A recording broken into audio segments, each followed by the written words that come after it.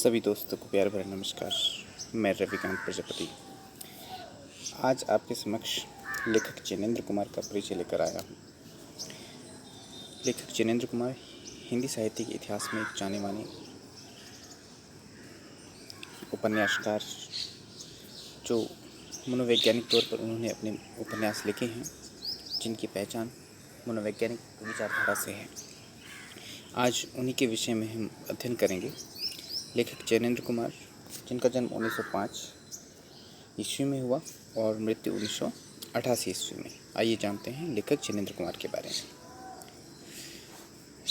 प्रेमचंद के साथ यदि किसी साहित्यकार का नाम लिया जाता है तो वे हैं जिनेंद्र कुमार।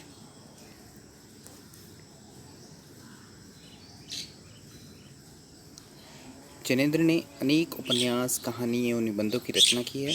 शिल्प और वस्तु संगठन की दृष्टि से उन्होंने हिंदी कथा साहित्य को विशिष्ट दृष्टि प्रदान की है। लेखक प्रेमचंद जी के साथ इनका नाम क्यों लिया जाता है, मैं आपको एक संक्षेप में बता देता हूँ कि जिनेंद्र कुमार जी एक महत्वपूर्ण उपन्यासकार होने के साथ साथ कहानीकार भी हैं। इन्होंने अनेक कहानियों का वर्णन किया है। प्रेमचंद जी ने यदि यथार्थ के रूप में अपनी यथार्थ विचारधारा पे कहानी और उपन्यास को लिखा है, तो जिनेंद्र कुमार ने उनकी मनोवैज्ञानिक विचारधारा के कारण लिया है। हिंदी उपन्यास विधा को प्रेमचंद के बाद उन्होंने नया मोड़ दिया, क्योंकि प्रेमचंद जी यथार्थवाद की विचारधारा पे कार्य करते थे और जिनेंद्र कुमार जी मनोवैज्ञानिक विचारधारा पे। इन्हीं के कारण उनकी आलोचना भी हुई, मनोवैज्ञानिक विचारधारा के कारण उनकी आलोचना भी हुई है। किंतु प्रवृत्ति रचनाकारों ने उनका नाम मानव मन व नए युग का मसीहा, देखिए कितना महत्वपूर्ण प्रश्न तो दिया है कि मानव मन व नए युग का मसीहा तक जिनेंद्र कुमार जी को कह दिया गया है। तो आप जान ही सकते हैं कि किस तरह से प्रेमचंद जी के साथ साथ इनका नाम लिया जाता है। आइए इनके जीवन परिचय के विषय में हम अध्ययन करते हैं। जिनेंद्र कुमार जी का जन्म 2 जनवरी सन 1905 में अलीगढ़ की कोड़ियागंज गांव में हुआ। उनके बचपन का नाम आनंदीलाल था।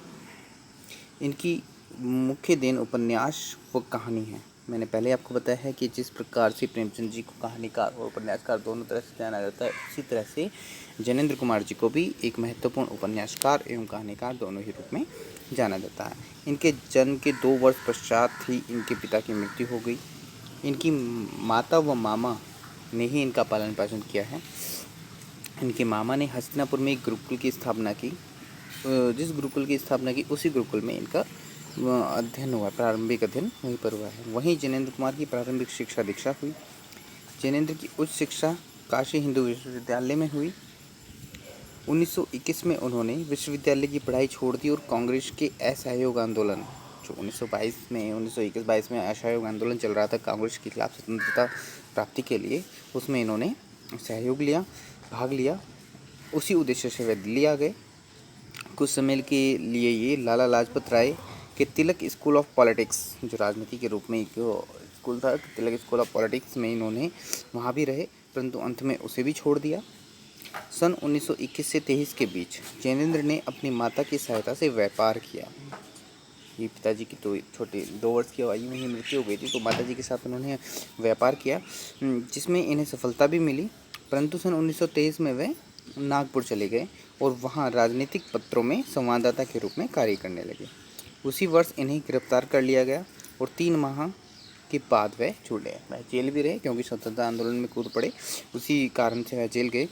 दिल्ली लौटने पर इन्होंने व्यापार से अपने को अलग कर लिया। जीविका के रूप में कलकत्ते भी गए। अपनी जीविका के अपनी लालन पालन को चलाने के लिए, जीविका की पूर्ति के लिए कलकत्ता भी गए, परंतु वहाँ पर भी इन्हें निराशा ही हाथ लगी, निराश होकर लौटना पड़ा। इसके बाद वह लेखन कार्य उन्होंने प्रारंभ कर दिया और उसकी लेखन कार्य प्रारंभ करने के बाद इन्होंने जो उपन्यासकार है परख, सुनीता, त्यागपत्र, इन सब की रचनाएं की और इससे उन्हें ख्याति प्राप्त हुई और इसी के चलते उन्हें 24 दिसंबर 1988 को उनका निधन हो गया। आइए उनकी कृतियों के बारे में जान लेते हैं। बहुत ही महत्वपूर्ण उपन्यासकार और कहानीकार के रूप में उन्होंने अपनी कृतियाँ दी हैं, निबंध में लिखे हैं उन्होंने। तो इनका जो सबसे पहला उपन्यास आता है वह है परख। बहुत ही महत्वपूर्ण उपन्यास है स्त्री विमर्श पर।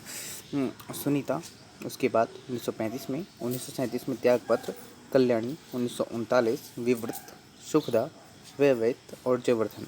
ये इस प्रकार महत्वपूर्ण उपन्यास हैं। जो महत्वपूर्ण उपन्यासों में इनके आते हैं, सबसे पहला पर्क है, सुनीता, त्यागपत्र और कल्याणी। ये चारों ही महत्वपूर्ण उपन्यास है जिनको कॉम्पिटिटिव एग्जाम में जिनके सन के साथ पूछ लिया जाता है, एक क्रम के साथ पूछ लिया जाता है कि क्रम में लगाइए। पहले पर्क है 1929 में, सुनीता 1935 में, त्यागपत्र 1937 और कल्याणी 1939 में। आइए इनकी कहानी संग्रह पर विचार करते हैं। सबसे पहला कहानी संग्रह जो पर्क के सन में ही प्रकाशित हुआ वह है फांसी। बहुत ही महत्वपूर्ण है फांसी। वातायन 1903 में, नीलम देश की राजकन्या, बहुत ही महत्वपूर्ण कहानी संग्रह है जो अक्सर पूछ भी लिया जाता है। एक रात, दो चिड़ियाँ, पाजीब, दूसरा महत्वपूर्ण है इनका पाजीब। नीलम देश की राजकन्या और पाजीब दोनों ही कहानी संग्रह बहुत ही महत्वपूर्ण है। जयसंधि 1949 में और जैनेन्द्र की कहानियाँ, जो 7 भागों में इनकी सभी कहानियों को प्रकाशित किया गया है। निबंध संग्रह में देखते हैं। प्रस्तुत प्रश्न, जड़ की बात, पूर्वोदय, साहित्य का श्रेय और प्रेय, मंथन, सोच विचार, काम, प्रेम और परिवार तथा ये और वे। काम, प्रेम और परिवार और ये और वे महत्वपूर्ण निबंधों में आते हैं इनके। उसके बाद इनके आते हैं अनुदित ग्रह। अनुदित जो ग्रंथ हैं, जो अनुदित का मतलब है दूसरी भाषाओं से इन्होंने अनुवाद करके लिखे हैं। उसमें मंदालिनी नाटक है 1935 में जिन्होंने लिखा है। प्रेम में भगवान कहानी संग्रह है और पाप और प्रकाश नाटक, इसमें आपका पाप और प्रकाश नाटक बहुत ही महत्वपूर्ण देखा गया है। सहलेखन में तपोभूमि, जो इन्होंने ऋषभ सिंह जैन के साथ 1932 में लिखा है। तपोभूमि उपन्यास है जिसको जैनेन्द्र कुमार और ऋषभ सिंह जैन ने लिखा है। ही समालोचना, आपको पहले ही कहा है, प्रेमचंद जी यथार्थवाद पे लिखते थे और उन्होंने मनोवैज्ञानिक विचारधारा को एक तरह से जन्म दिया, तो उसका लेकर इसको इनकी आलोचना भी हुई, समालोचना भी हुई। उसी को लेकर हम पढ़ते हैं। जैनेन्द्र अपने पथ पर अनूठे अन्वेषक थे। उन्होंने प्रेमचंद के सामाजिक यथार्थ के मार्ग को नहीं अपनाया।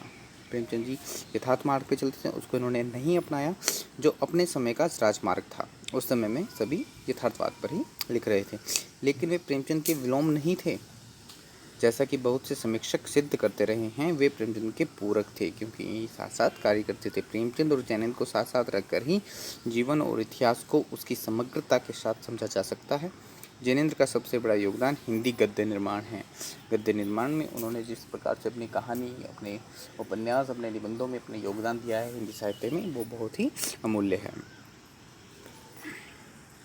पुरस्कार और सम्मान के रूप में यदि बात की जाए तो इनको 1966 में इनका जो उपन्यास है मुक्तिबोध, लघु उपन्यास है मुक्तिबोध, उसके लिए साहित्य अकादमी पुरस्कार मिला है 1966 ईस्वी में। और भारत सरकार ने 1974 में इन्हें पद्म भूषण से भी सम्मानित किया है। ये दो महत्वपूर्ण इनको सम्मान और पुरस्कार मिले हैं। इसी के साथ इनका जीवन परिचय पूर्ण होता है और अंत में इनकी एक कोटेशन के साथ हम समाप्त करेंगे। करीब इतना रहो कि रिश्तों में प्यार रहे, दूर भी इतना रहो कि आने का इंतज़ार रहे, रखो उम्मीद रिश्तों के दरमियान इतनी कि टूट जाएं उम्मीदें मगर रिश्ते बरकरार रहे। किसी भी दोस्ती, प्यार, रिश्ते, संबंधों में इतनी दूरियां भी रहें, इतनी नज़दीकियाँ भी रहें, पर ऐसे संबंध न टूट जाएं कि वो कभी दोबारा न पनप पाएँ। अपने आप को संजोए रखें, रिश्तों में, दोस्तों में, प्यार में अपने आप को बांधे रखें। इसी के साथ आपका बहुत बहुत धन्यवाद। जय हिंद।